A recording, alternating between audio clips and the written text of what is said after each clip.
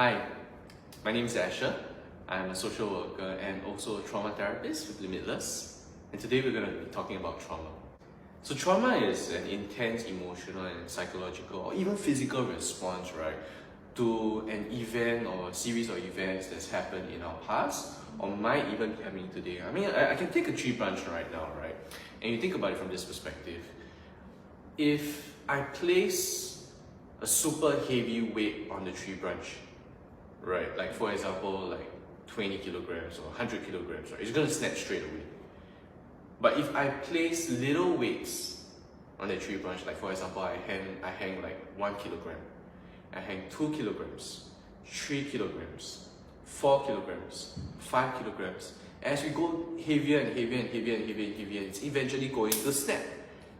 Right? When we think about it from that perspective, this is trauma. It can be that a weight is so heavy and it's placed on us that it's so much that we cannot bear, right? Or it could be little increasing weights that's placed on us that eventually become too much for us to bear. And we think about trauma, we think about the event or series of events and how we experience them. Some people might go through the same experience, like a car crash, and not have any effect at all because they don't experience it as harmful or life-threatening. But some people might also go through the same experience, and to them, because it's harmful and life-threatening, or even threatening to them, right? It affects them, for a long time to come. And that's when we think about the effect. So there is an effect, and often the effect, right, can come, psychologically, physically, even relationally as well.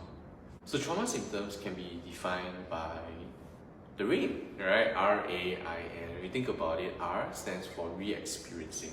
You think about nightmares, you think about flashbacks.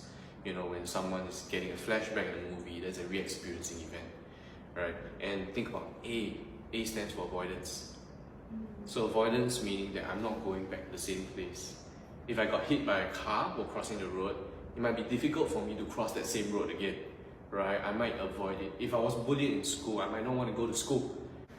And I stands for increased arousal. So when we think about someone, who has that symptom, you're thinking about someone who's jumpy, someone who, is hypervigilant. When you think about someone who's anxious all the time, there's many fears going through their mind, right? Little things can set them off, like a loud noise, right? Or a car going by, or someone yelling. So that's increased arousal.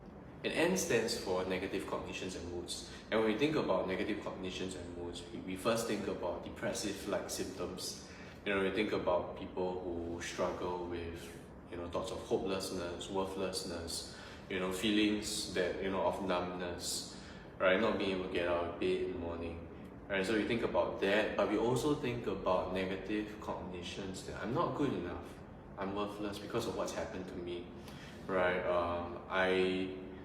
I'm so lousy, or even like thoughts of anger, towards the other person, the perpetrator, or themselves, right? Like, why didn't I do this? Why didn't I protect myself? Why didn't I run away? Why was I in that situation?